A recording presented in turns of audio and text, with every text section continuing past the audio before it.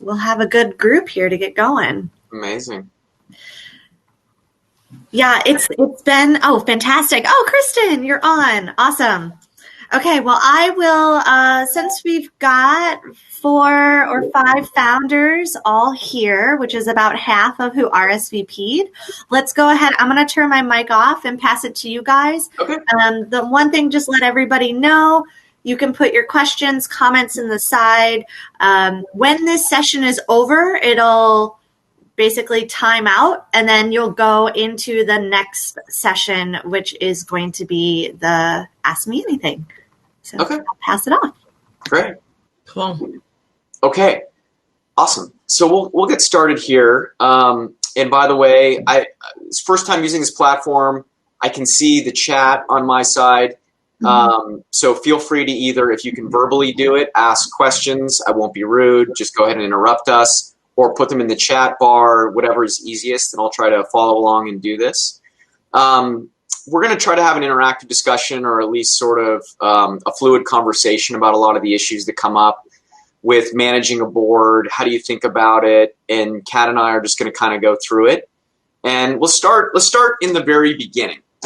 And what I think the beginning is why do we have a board, right? Why do we have board meetings? And there's a difference in my mind of, the law and the theory and what they teach people in business school or law school. And the reality is that there's some practical stuff that goes on here. So from a legal perspective and from maybe an MBA perspective, it's corporate governance, right? And so if you think about the way that a company works, it's supposed to be like a mini democracy. So you have your shareholders are the people, right? They get to vote. They elect directors, sort of a representative democracy. And then you have the management team that actually goes and executes. And so the management team reports to the board, and the board is that layer of governance. And then you have the stockholders that elect their representatives to the board. And that's our little mini democracy that you set up with a company. And so at the end of the day, the shareholders control everything. And so the board has oversight over the management. Their job is not to run the company and do the day-to-day, but they're going to be there to provide governance, to make sure that the management is not doing things that are inappropriate, that are not within the best interest of the shareholders, and that everyone is maintaining their fiduciary duties, meaning looking out for the best interest of the shareholders. So that's sort of the governance layer. What happens in the real world is that these aren't done in academics, right?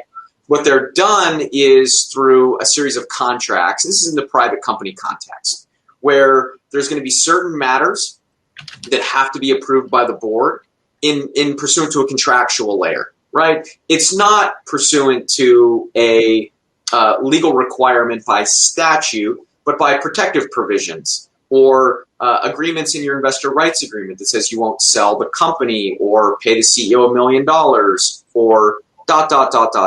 So there's very few things that are legally required. And that's kind of the framework in which we're operating. So one thing that is critical, or at least one way to think about your board and then how to manage it, which we're going to talk about the details of how to do that, is one lens of what is the purpose of the board. Is governance. And that's really the academic and legal and more cerebral way to think about it. Now, from a nuts and bolts perspective, and in the real world of a tech company in this ecosystem, the reality is that governance is going to be simple. Private companies operate by consensus. The number of times that I've had a divided or deadlocked board is close to zero. Maybe you have, a couple of weird examples where we got into a dispute and then found a consensus. But really it operates by consensus. And so a lot of those things are more academic in nature and not practical. Well, what are the things that are actually practical? What goes on in the boardroom? What are we trying to achieve? And the first thing is to remember the philosophies of your interactions and how you're building the board. So on one side, the board works for you. People that are putting money into the company. Yeah. Green. Okay. Bye. I heard a question.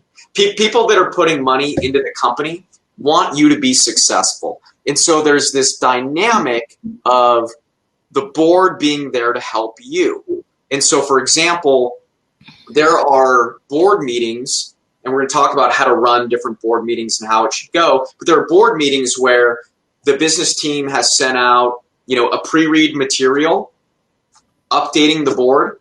In the 2 hours, 3 hours, 4 hours, whatever time period we have, they're basically saying, board, here are the things that I want your input on. I want input on this product feature. I want advice on how to go to market here. I'm having some recruiting and HR problems. Here's the things that I want your input. And so the key thing I'm trying to convey here is, in that part of the meeting or that entire meeting, it's not a matter of merely updating the board and giving them a passive presentation on where the company is. The board members are working for you as the CEO and as the business team, and you're getting them to work. You want their input on these sort of things. So that's kind of one thread. The other thread is that update thread. Sometimes I'm in board meetings and the management team is really just going through a slide deck and presenting information in a and the board is sort of passive, and they're sitting there listening to it, right? And getting updated. And in that vein, they're likely intended to be fulfilling their oversight role and just getting information so they can jump in and say, wait, that doesn't make sense, or did you think about this? And so most board meetings that I'm in are a combination of those two philosophical underpinnings. It is the management team having specific items that they want to get in front of the board and getting their input, and then also presenting an update and an overview to the board. And I'll pause there. That's kind of before we get into the nuts and bolts and execution stuff, that's really the philosophical underpinnings of why we have a board. The nuts and bolts is to what goes on in a board meeting and how people think about it from a philosophical perspective. And so I'll pause there. Kat, is there anything that you want to add to that before we sort of switch gears into some of the other topics? No, I think you covered it well. Any questions from the group here on that sort of topic? Okay, seeing none. So then I think the next thing to think about is, when do I start having board meetings? And it depends on where you're at in the life cycle. And so to start, you have a business plan and a dream. Maybe you and your co-founders are the board. And oftentimes I get, we'll be doing our first round of financing or a safe round or whatever it is. And my sort of entrepreneur team will reach out and go, hey, the VCs here, they want to know who's on the board. I told them we don't have a board. And the answer is, you have a board. It's just not functioning because it's really us and us. And so in these early days, there's not a lot of point to a board meeting when it's just sort of us and us. And so my really early startups, we don't have a normal sequence of board meetings. So we're going to talk about what that looks like. So in the early days, there's really not a functioning board. So as we're moving through the life cycle, some companies, when we've been around for, let's call it a year, we've raised some safe rounds, maybe convertible notes, whatever it is, and we're going to be targeting a real venture round. Some companies that want to get into that muscle memory and start to do that will actually start to hold, regularly scheduled board meetings sort of once a quarter. Maybe we're holding one or two before the first Series A.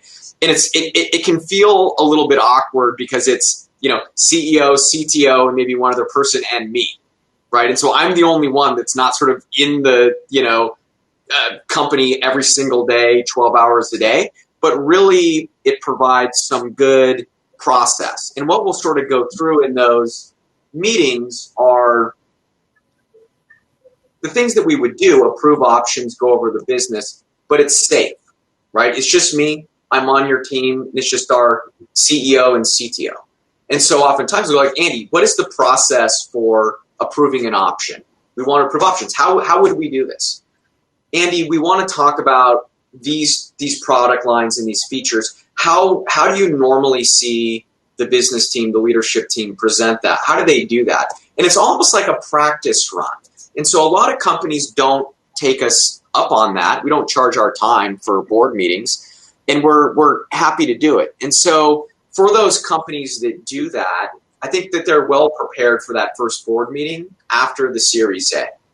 And so then you get to the Series A. you close the round.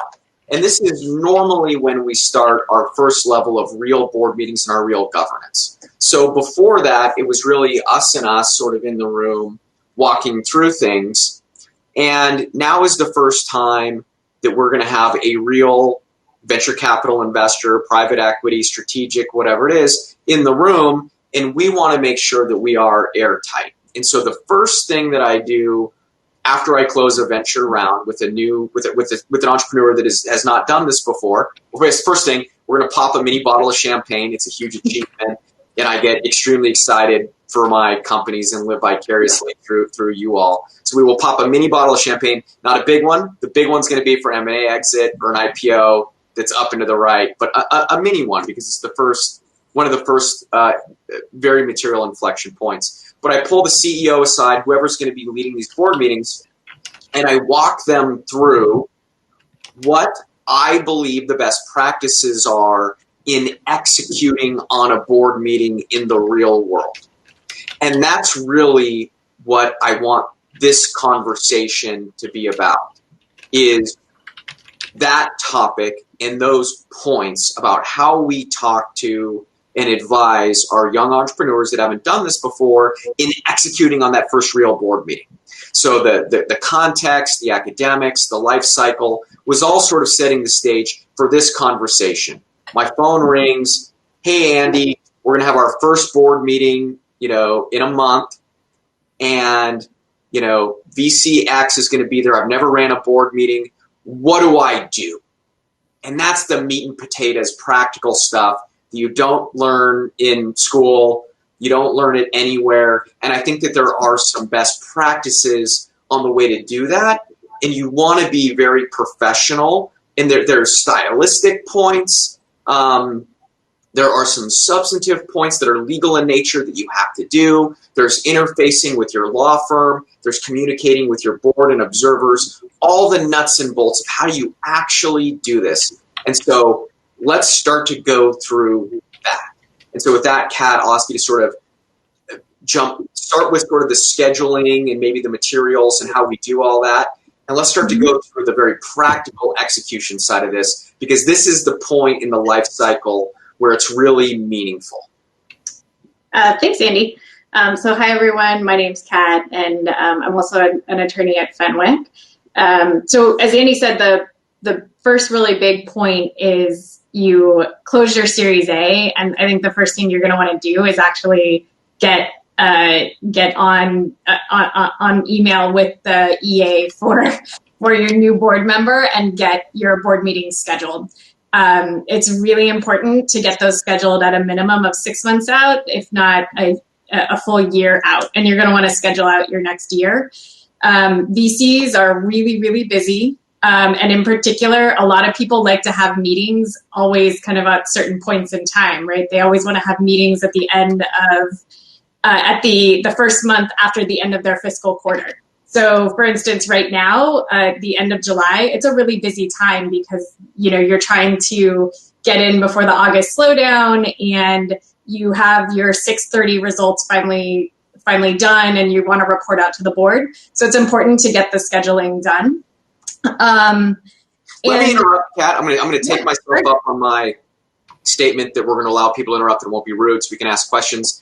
One thing I want to add here as an example, when Kat says 6 months or a year, that sounds ridiculous. That's not an exaggeration. So every December, there is a flurry of emails that I'm on and get, and my calendar gets filled up for the next 12 months. So at the end of 2019, in December, I must have scheduled, I don't know the number, 56, I don't know how many board meetings, but all of my companies schedule all of their board meetings for every quarter for the upcoming calendar year. And then again in December, we do the same thing. So there'll be special meetings, there'll be emergencies, but for the regularly scheduled calendared meetings, they're every quarter.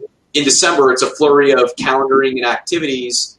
And then I sort of, as a lawyer, and I know the VCs do that too, then it's on your calendar for that year, and you work everything else around that because you sort of put those in as the cornerstones of your calendar. And before COVID, where you were going to be physically, and then you work everything else around those to make sure that you're available. And then Kat and I that work closely with startups every single day, Kat and I are comparing our schedules and saying, okay, are you going to attend or am I going to attend? Because obviously it'd be physically impossible for us to attend every single board meeting at every single time. And so we work as a team to make sure that we have the right folks at the right board meeting. And then Kat and I share a brain, right? I mean, we're, as close as I can physically. I wish I could take hers. It's a lot better than mine. But we share a brain as much as we can. And that advanced coordination is critical for everyone, for us, for you, and for the VCs to be able to do this in a responsible way and making sure that we hold those slots. Because when I have companies that sort of want to do it in a more ad hoc way, and they just sort of say, hey, are you going to be available next week or the week after for a 4-hour block on a Tuesday? The answer is going to be no. I mean, not because I don't want to do it, but because our calendars are filled up so far in advance for blocks that long that most of the time, professional investors, lawyers, we have hours here, 30 minutes there that we're putting on our calendar to deal with deals and things that come up. But a 4-hour block on my calendar doesn't exist for the rest of 2020. It's not there. And so you literally can't do it without a conflict. Yeah. So now that you've scheduled, I think the next big piece is the preparation for the meeting. And one of the most critical pieces for that preparation is creating the board deck. Andy and I have probably seen, between the two of us, thousands of board decks. And they come in obviously all, shapes and sizes in terms of the contents. And I think a couple of key points here are what, and it looks like, by the way, the time is going to be up in like a minute. We're going to flip into another room. So I think we'll just keep the conversation going whenever the flip happens. But in terms of content, you sometimes will see these massive decks, and you need to think about, like, is that actually the deck that I'm going to present to my board? And oftentimes it's going to be way too much material. And so I think for some companies in particular, when you have a lot of material to cover, it's worth actually putting some thought and time into it to have kind of the larger deck with all of the in-depth materials and the appendices and the, every the balance sheet and the income statement and cash flows and all of that, all in a large deck. And then considering putting together a smaller actual deck that focuses on the materials that, because the time to talk is ending. I just want to, I don't know if we keep going or not. But you might have a smaller deck that you actually present on that has the topics of focus for your particular meeting. And that also would, when you're putting together the board materials, you also want to make sure that you're not doing it at the very last minute. The number of times that you see board decks go out at like 1 a.m., basically the day of the meeting, is unfortunate. There's nothing that irritates board members more than not getting enough time to actually flip through the materials. So you should always be striving to deliver board materials, ideally like at least 48 hours, but at a minimum of 36 hours beforehand. So I'll interrupt again. What I tell my business teams, and what some VCs will expect, is a full week. Now, that's certainly aspirational. In the wild, I don't think I have a company that gets it out a week in advance. But I tell people that they should target that. And I have some VCs that are, a little, the curmudgeon is the right way to describe it. Yeah, they're just stiff, ornery, crusty people. And so if you target a week and miss, and it's going to be, a couple days in advance, you're going to be in good company. But, sooner rather than later. And when it is set out at 1 o'clock or even 48 hours, 24 hours before, sometimes I'm sitting there and that's the first item of the agenda is you need to get your shit together and get us a board deck earlier because I'm extremely busy and I had a bunch of questions, and you can't drop this on us 24 hours before the meeting and expect us to read it. You need to get your shit together. And that's oftentimes the first part. And you're like, okay, great start to the meeting. Right. Okay. What's next? Right. And so so it's unfortunately the process, fortunately or unfortunately, the process here is oftentimes more important than the substance. Obviously, how the company's doing, the financials, all that kind of stuff is critical. But if you are disorganized and sending out materials the night before, they will be viewed in a light that you are disorganized and don't have your ducks in a row. And when you are sending things out in a very thoughtful way, like a week in advance, and you miss a quarter, people it's going to be viewed, and you're going to be like, hey, super thoughtful leader, we missed our quarter because of COVID or whatever, and we're organized and proactive in getting you the information. It's just more well received in that context. And so put energy into the process, and it might not be immediately obvious how important that is. And so that's why I wanted to interrupt and flag it's critical. And so if you're working on these materials, now the question becomes what do you actually stick in your board deck? And these are materials that are going to evolve over time. And so I'd say again, you just finished your Series A and you're prepping for your first meeting. I would say kind of a conventional deck that you're going to present to your board is going to contain, hopefully an agenda slide. Very commonly, you'll see at the very front kind of a highlights and lowlights section where it's a preview of kind of what's happened since we last met. The great things that have happened for the company, and then the not so great things that have happened for the company.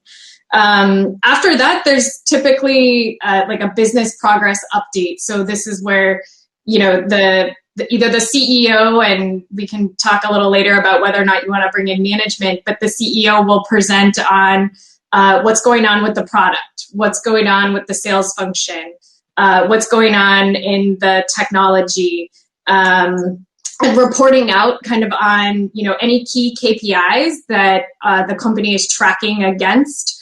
And this is one where the content of the board deck's got to evolve based on the feedback that you're getting from your board members in the meeting. So if in your first meeting you're talking about the sales function, and new Jane Smith board member says well, as part of the sales function, I really need you to be reporting on let's say CAC. Then you need to take that mental note and remember for the next time that you present on sales that you're now responding to that KPI need that particular board member has. So you're going to have that progress reporting. Then typically there's also... Can I interrupt you, Kat? Yeah, Mind if I interrupt a couple points? Yeah. Couple of points here that are really important that I want to underline. There's only one thing in the order of presentation that I feel strongly about, and I feel very strongly about it. It is just one. Do all of the administrative... admin. That's right. Do the administrative and housekeeping first. Approve the prior meeting minutes. That's one. Any option grants that are being approved. And then if you're going to approve a lease or something, there's not typically much that is formally approved that's administrative. And here's why. For my companies that do it first, their records are perfectly clean. The options are granted at every regularly scheduled meeting. We have a valid 409A evaluation. It's never slipped. It takes less than 5 minutes. It oftentimes takes 30 seconds. We've sent out in the package the resolutions that we want the board to approve in advance, and we're going to talk about how to do that later on in the presentation. And it goes like this. Hey, did everyone read the proposed resolutions? Yeah. Any questions? No. Approved? Great. Next. That's it. When you do it last, because the other thing is people like to do it last, it's the least important. It's administrative. You get stuck on a very interesting and important topic. Recruiting, HR, KPIs, whatever it is. And you get in this deep dive conversation that nobody expected, and it took an hour. We're very glad we spent the hour on that. That was the conversation that the CEO needed. And at the very end, when people, at least back in the day, were like, hey, I got to catch a plane, I got to go, or it's on Zoom, and they're like, hey, I got to roll to my next meeting, I got to go. All of a sudden, I'm going, guys, we got to approve the options. We got to get the stuff. They're going, we'll get it at the next one. Okay. That happens at 2 meetings. Now it's been 6 months, and you've never approved the prior meeting minutes. Your options were not granted in a timely fashion. Everything gets mucked up, and it just takes 30 seconds at the very beginning to do it. And then when you get on that interesting business tangent, you can just let it go, knowing that the other things that got dropped were interesting business conversations. And oftentimes what we do is let's say that one person really wanted to talk about, I'll make something up, the new head of HR. I'll circle back with you offline. We can have that conversation. Those of you that want to talk with me, let's get a coffee. We'll talk about that after the meeting. You don't need the full board to have that conversation. I need the full board to approve the options, the lease, and the prior meeting minutes. And it only takes 30 seconds. So if something has to get punted and delayed, you can't do that over a phone call. That's just you guys, right? You can do that. You can do that with everything else. And so do it first. It'll take 1 minute. That's it. Get it done. Get it out of the way. Let us do our jobs and then move on. The other thing here that Kat was talking about is very frequently, board members will want some sort of information presented in a specific way. Okay? CAC, LTV, it doesn't matter. The financial statements, the option grants, whatever it is. Okay? And what happens is we're in the first board meeting, Ms. Kat was saying, take notes, pay attention. When an investor board member says, hey, next time I'd love to see it like this, that wasn't like, if you want to, right? It wasn't like, hey, please, they're going to say it super friendly, like, hey, I'd love to see the information presented this way. You're going to go, okay, great, sure, we'll do it. No, what they're saying is, next time at that board meeting, it needs to be presented the way that I want it, right? Like that's what they're saying, right? And so sometimes young CEOs, they won't sort of fully grok that when somebody says that, they mean it. And you got to stop, take a note, and say, yeah, not a problem. Next time, no problem, got it. And then you actually execute on that. And here's the piece of advice on why I wanted to interrupt. First of all, there's no right or wrong way to present any information. Mm-hmm. Okay? And so investor A might have a different view than investor B. And when somebody asks me, how should I present this? I can tell you that I see it every single way. And I have people complain about style A and say that it should be done style B every single time, and vice versa. People complain about B and say it's always series A. So there's no right or wrong answer. And so one of the ways it becomes painful is what I call the guess and check, right? So they say, hey, I want to see this data presented this way or this information presented this way. Take your note at the next meeting. And it didn't quite stick, right? For whatever reason, there wasn't a complete alignment in meeting of the minds around how it was supposed to look. And so the VC is like, hey, last time I told you I wanted it this way. And you're like, well, it is. And they're like, no, it's not. That's not what I meant. I meant this other thing, right? And then you're like, sorry, misunderstood, get it right. And this can go over multiple quarters. And it starts to get really awkward. And so for first-time young CEOs, they don't have their rhythm yet. They're trying to figure out how to do this. When that happens in that first meeting, I'll go, hey, Kat, here's what you do. Get the template that you think is responsive to that and send it to that director privately before the next meeting. Say, hey, Bill, wanted to follow up with you on your request to get it set like this. Here's how I'm envisioning it being presented in the meeting and the things that I want to cover. Is this right? Is this the way you want to see it? And if not, hey, do you have a template that I can see how you want that financial information or that data presented? I'm happy to mirror it how you exactly love it, right? And that's different. I got asked on the notes if we could send a board deck. I can't, that's confidential. But just like a template of just like, do you want the CAC number first and then the LTV? Do you want it broken down by market segment, or do you want it blended? Like little details like that. And just get all that done privately. And that way when you go to the next meeting, there is no question that you responded to the request, that the information is presented exactly as they were presented. And if they're still grumpy about it, I love it when our business team says, hey, look, we've got a lot to cover in this meeting. I connected with you offline. I got this the way that I thought you wanted to see it. Let's take this offline and do that again and make sure that it's right for the next one. Mm-hmm. I'm not a mind reader. And so there's a way to be sort of diplomatic about it, but not passive.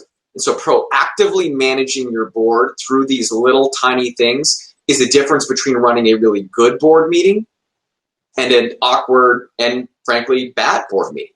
And it takes just a little bit of energy proactively reaching out and being responsive, because once you get all this nailed, it'll be on autopilot. So it's just those first couple of meetings where you're sorting out how people want things that sort of make or break it. And you can either look like an amateur or you can look like a pro. And it's just a little bit of extra step to make sure that you're confirming with people and doing it in the right way. That's it, Kat. Go ahead and keep trying. Yeah. No, and Andy, thanks for mentioning the admin piece, just because, yesterday I was sitting in a board meeting, the admin piece was left to the very end and people had to suddenly start dropping off and we didn't get, a number of actually pretty important things approved. And so now I have to figure out, I got to put together a UWC. Frankly, it costs you a little bit of extra money because now the lawyers have to actually go out and go hunt down signatures from people.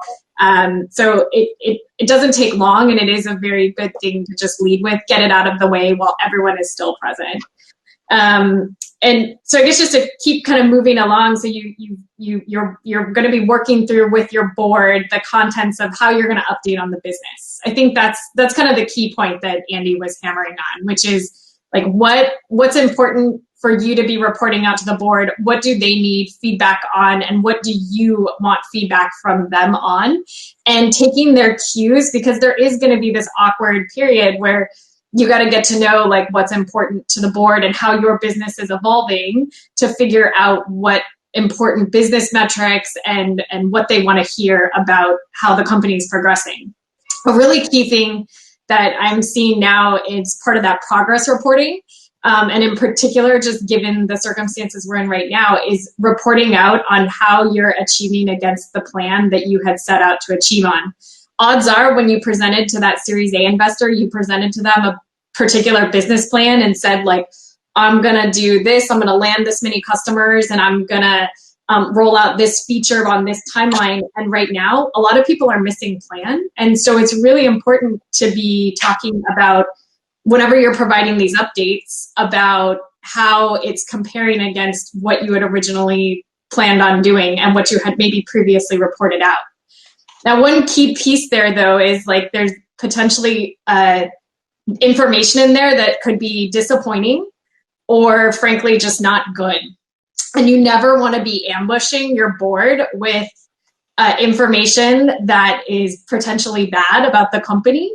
It's always good to make sure that you're previewing that with your board members, and in particular, obviously, the outside board members. Your inside board members, they're going to know their boots on the ground on the business. But you should be putting in, a phone call and having an email exchange, but preferably probably a Zoom or a phone call with your outside board members and maybe even observers to give them a heads up about hey, things haven't really been going well. I'm trying to pull this lever and that lever and this lever. And so they're not taken by surprise, so that when you all finally do get into the virtual board meeting, you can have a much more productive conversation that isn't focused on what happened and and you're just drilling into this. And instead you can be more proactive about either having a more productive discussion about addressing the issue or a more productive discussion about how we're going to solve it.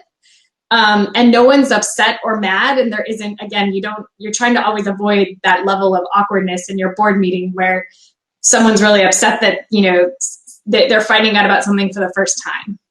So it's really important to be talking about, how you're measuring, and if things aren't going well, making sure that you've told people beforehand that things aren't going well, and then you kind of hit it also again head on in the meeting as well, because you never want to hide the bad news.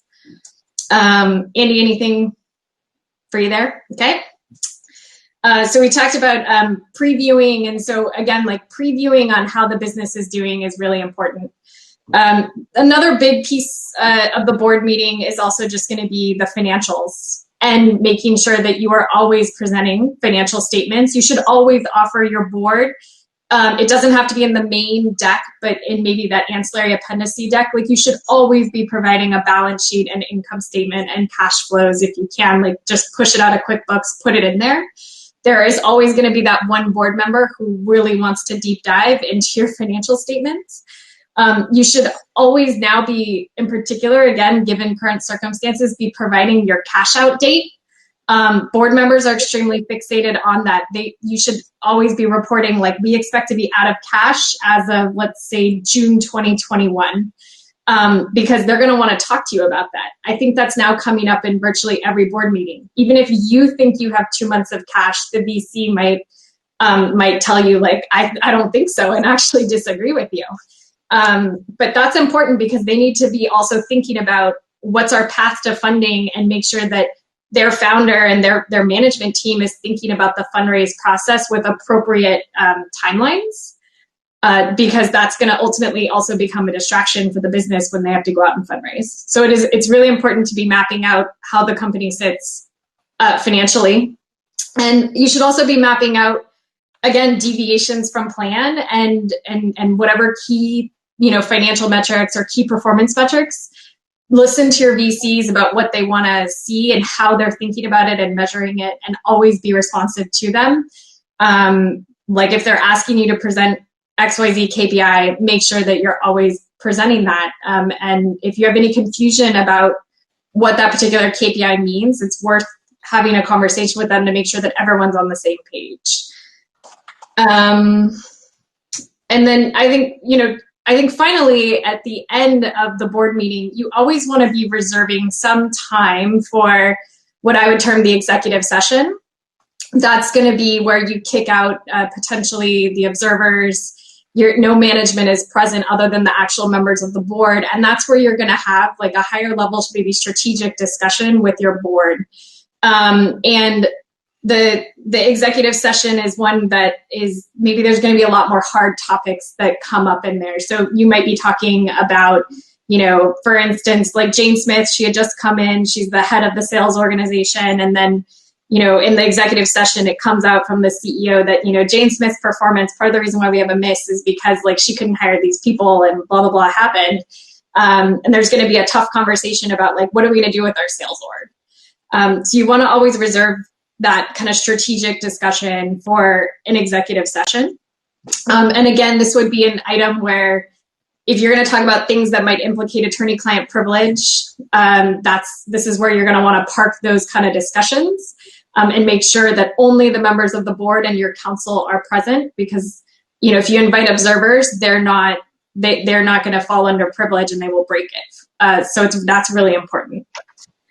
And then the final piece would be, there should be then a follow-up session where you actually remove the management members of the board. So the non-management members of the board can have a very frank discussion about the business. They may be evaluating the CEO's performance who's sitting on the board, and having a pretty frank conversation. And that will just be the non-management members of the board and counsel. And then usually that could be a long or short discussion. And then you should always bookend a final 5 to 10 minutes where you bring the management board back in, and you potentially are giving them some feedback on the discussion that you just had, because there might be some feedback for the CEO on performance or on the board meeting or on whatever that, so it's important to make sure that you have these couple of sessions in the back that, they do add up to a significant chunk of time. You could be looking at potentially 30, 40 minutes, maybe longer if you need a longer strategic session. But I do find those are important pieces to have a well-functioning a board, and to ensure that the board members feel comfortable having tough conversations, and management is also getting feedback from their board. Andy, anything to add on there? So I think in terms of just like, again, organizing the meeting, I think it's a bit up to you about how you want to invite other people to do some of these presentations. Sometimes the CEO is going to deliver every single presentation and update about the business, and other times they're going to be bringing in, here comes our CTO for the technology update, and here comes our CPO for product. Again, kind of up to you. I think the important thing is, if you are going to bring in your management team, you want to make sure that they're well prepped and make sure that they, keep to they're efficient with their time and their presentation, because they're not used to doing this, right? Like, it's going to be more novel for them, and those are opportunities to kind of slow down your board meeting when you either have like a personnel shuffle, or if, so-and-so just isn't as well prepped, then they're just going to chew into a lot of very valuable time. So let me jump in on a point here. There's the board side of this, where I like it when the CEO errs on the side of including other team members in the board meeting. I think it creates for a more effective conversation, and having people that are actually executing on it and can talk about challenges that they're finding in the stuff that they own. So I think it's very effective on that side, and I encourage people to do that. But there's this whole other side to this, and let me talk about the other side to it. That's my wife Megan bringing me lunch, and that happens with Zoom. You can see the kid art. It's for my Zoom friends, I've been told. And so there's this other side of it where it is. I think the right way to describe it. It is an opportunity to reward your team.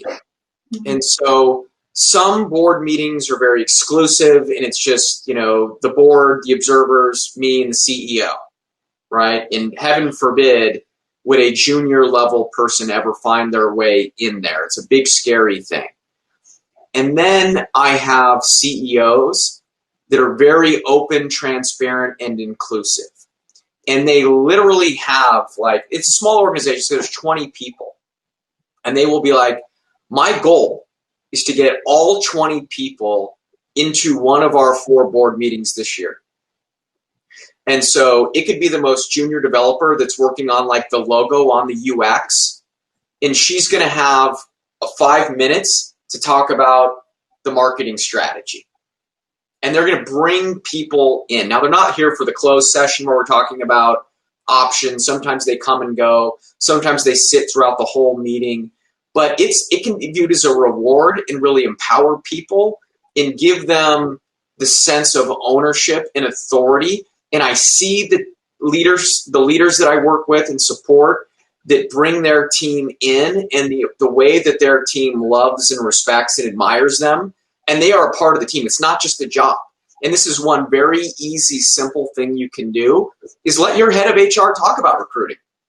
Let your CTO talk about the technology. And then bring people that are down in the organization, include them into this exclusive club, and it'll be awesome for them, and they'll love it, right? And even if it's something very small, and it's not a huge amount of time, bring them into the room and give them 5 minutes to present on something they're working on.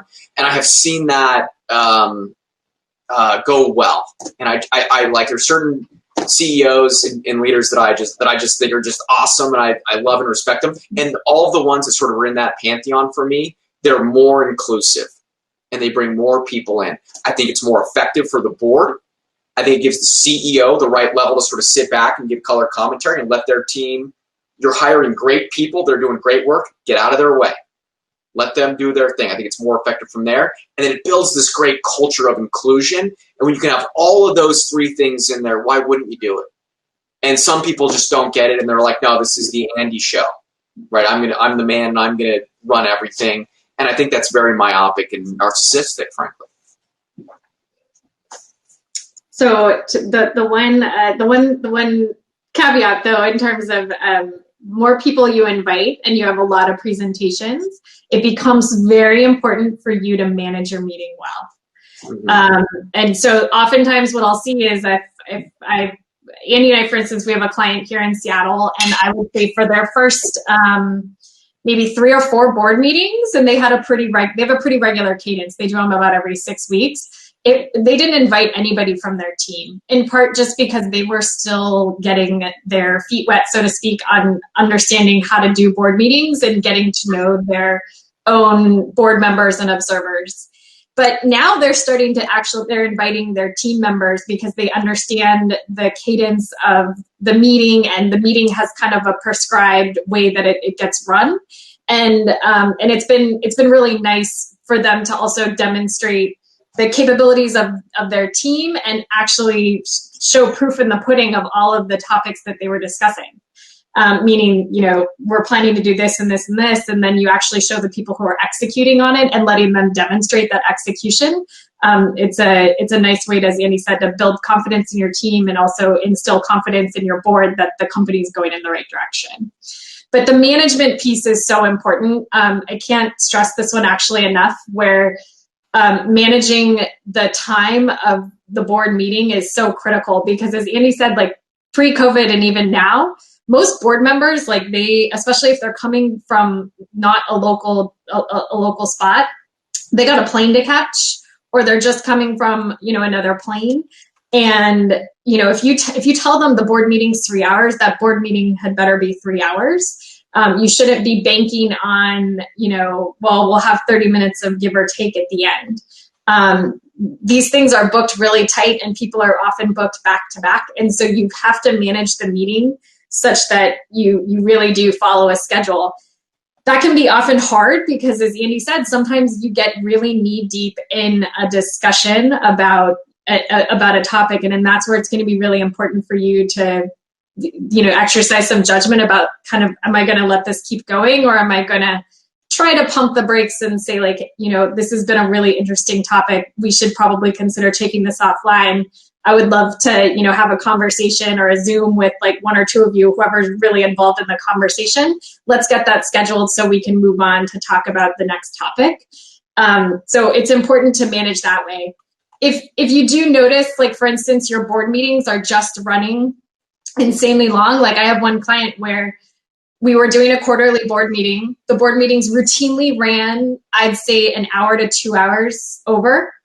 In my mind, that just tells me we have way too much to cover. And so one of the solutions, you have to start coming up with solutions, which might mean maybe we have to have more frequent board meetings, or maybe we should be doing something like an update call. It's not a formal board meeting, but maybe in between board meetings, I'll host a 1 hour, 90-minute Zoom where I invite everybody, you show up or you don't, and we'll talk about, we'll preview a lot of these issues and sort of clear the underbrush. So when we actually get to the formal board meeting, we can actually keep the train running on time. Andy, anything to add on that one? And then I think just as the meeting is going on, don't be afraid to just say, like, hey, I need a second, let me take some notes. The good CEOs and management folks who sit in board meetings, they often have an actual, like, a moleskin or whatever notepad with them. And they're constantly, occasionally, like, taking a moment for themselves. Like, if they get the feedback, again, like, so-and-so really wants to see this, they're taking the note. If you have other management teams present, like sometimes as you grow a little bit, maybe the CFO is sitting with you through the whole board meeting, you could ask them in advance, like, hey, can you take some notes for me as I'm going through it if there's feedback? Because you need to really be monitoring that feedback, because as Andy said, the suggestions that that come up in the meeting are not suggestions. Those are actually mandates for you to go and make sure you do that for the next meeting. So it's important to keep track of it. And just generally, like, always be thinking about ways that your meeting can be made more efficient. So some of the tips I would offer are have a pre-meeting with your outside counsel. Andy and I do this a lot with our clients, where about a week or 2 weeks before the meeting, we meet with the CEO and talk about, like, what's going on with the company, what formal administrative things do we need to approve so we can prep board resolutions, so we can highlight things that we think might be discussion points. We can help jog the CEO's memory of, like, oh, do you remember when this came up in this meeting? Like, have you addressed this issue? Did you change the deck? Things like that. So we'll spend anywhere between 30 minutes and an hour to talk about how we're going to prepare for the board meeting. Also, again, doing board calls in between. It's a good way to maybe preview bad news or to just give them a download on the business. So when you do get to the board meeting, you can actually talk about the things that you really do need feedback from your board on. And then a final thing is, just as a company matures, if you notice administrative items such as, like, what's the status of the audit or options, things like that, if they are taking up a disproportionate amount of time, you can always create board committees, and those committees can be there to to talk about those particular points. You can set up a compensation committee, and the compensation committee can address, the offer letter for the new CFO or for the new head of HR or anything like that. And an audit committee can address, things in the financial statements. And those are ways that you can help make your meeting more efficient and run on time. So that covered kind of all my bullets. Andy, anything for you? No, just maybe question time. Yeah. We're going to pass the hour, but I can stick on for a little bit longer. But yeah, I think question. there's like a pass the mic feature, or we can do the chat if there's anything. Yeah. I will pass it to Alexis. Hey there. Awesome. This is so helpful. Thank you guys so much. I've got like a long list of notes, which I'll definitely be organizing. In general, when it comes to the board meetings and kind of getting the practice in, while you're in your seed round, is that something that like you're thinking 1 or 2 times, or is it really when you're about to do a series? Like I don't want to do prematurely, but at the same token, it does seem like it's good to walk in with more experience. So I don't have a lot of companies that do that, but I think the ones that do, it's pretty smart.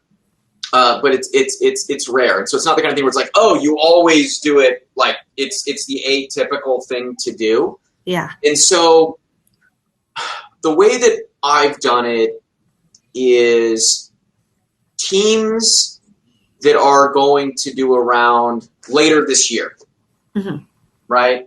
And they substantively want and put value in a couple of different things.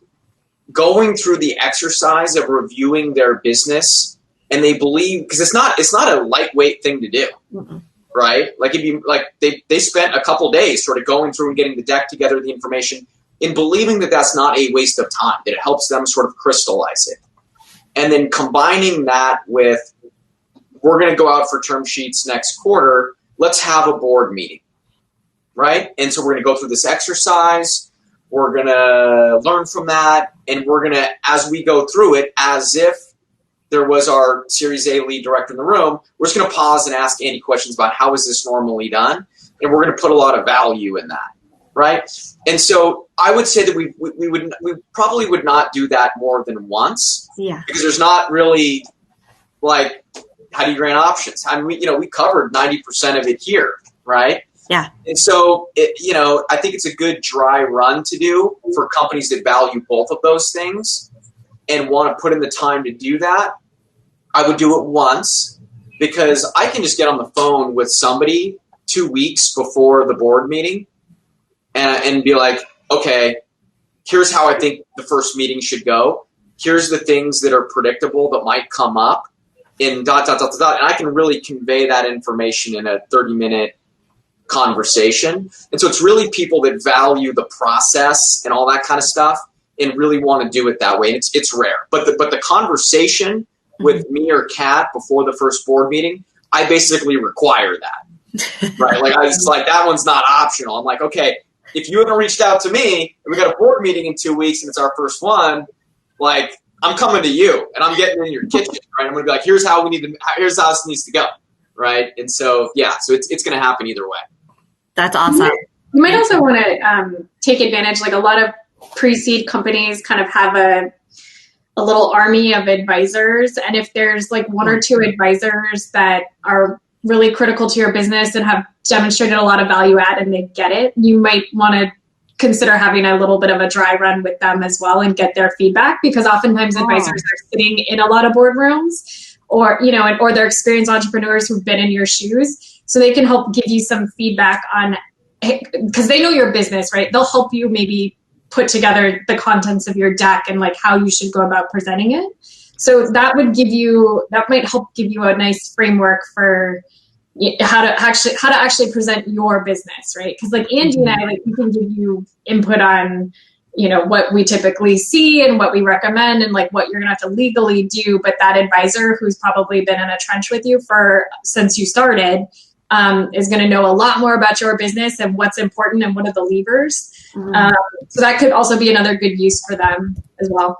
And let me add one thing to that. Kat's absolutely right, but I would say that's going to be more on the substance. Be very careful with advisors. Okay. And the reason for that is, look, I mean, I sort of say this tongue in cheek. I sit in board meetings for a living.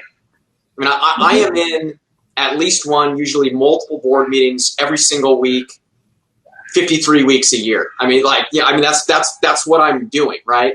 And so even if you are a very seasoned entrepreneur, you're having 4 a year, right? And for one company, right? I represent companies from around the world, New York, San Francisco, I mean, all over the place, right?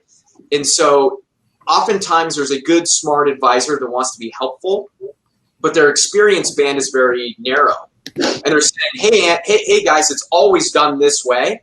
And I'm going, no.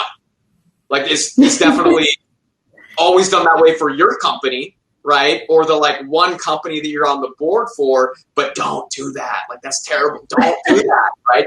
And so oftentimes I'm a little bit nervous with advisors, not because they aren't good, smart people with lots to add, but just their reps aren't the same on the process. You don't want to ask, you don't want me to run your marketing department. You don't want me to help you, your sales department, right? I'm not going to say anything on that. But in terms of how to effectively manage a board meeting and the board stuff, listen to your lawyers, listen to us, right? Because we do that for a living. When you get into like what is the appropriate CAC to LTV ratio for doubling down on your radio spend, right? Like, you know, I'm thinking about the Seahawks or something, right? Like, I'm not going to help you there. Yeah.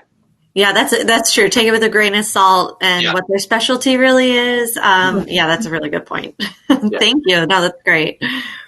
And I think we're actually at like 1 o'clock now. We can switch over to a quick mingle so people at the event can meet each other if there aren't any more questions. But the questions are the most important part since, having Andy and Kat here, we want to take full advantage. So I'll step away and see if anybody else has some questions.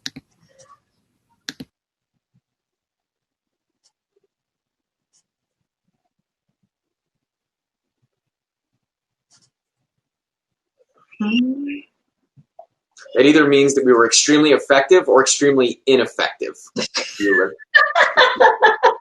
we answered everything, or people are just like, this was such a waste of time. I can never tell. I don't know. I don't know either. Okay. Oh, great. Sarah thinks it's helpful.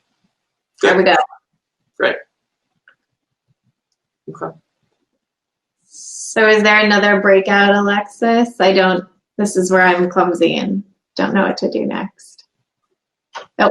Request. Yeah, I don't know if you're able to hand back the mic. I am handing it back. And if we're gonna mingle, I might drop. I'm getting blown up for a deal that's trying to close. Yeah, absolutely. Thank you guys so much. We'll switch over if you'd like to chat with anybody else that was here or connect with Kat so you can follow up with her directly. We'll also send out LinkedIn so everyone can connect there. Thank you for taking this time. It was so much information, really, really great. Great. And we look forward to, seeing you each month and our next topics. But this was awesome. And we'll just, when you sign out of this or close this tab when we end this session, you'll just go right into the cocktail happy hour. And when you start there, it'll automatically start shuffling. And that is optional, but we want to make sure everybody has the opportunity. And one thing I'll just add here is I'm gonna drop here is you've built I'm pointing, I can't see. Alex, you've built an amazing group here. This is awesome. And we are honored to be a part of the team and hopefully to be a small part of your journey and support you and everything that you and the team are doing. This is fantastic, super cool. And we are thrilled to be a part of the journey. So thank you for inviting us into your small family. Yeah, thank you. Thank you. Yeah, we feel the same. Awesome. We really appreciate it. All right. Go get those deals, Andy. I will. See you over. Bye. Okay, close.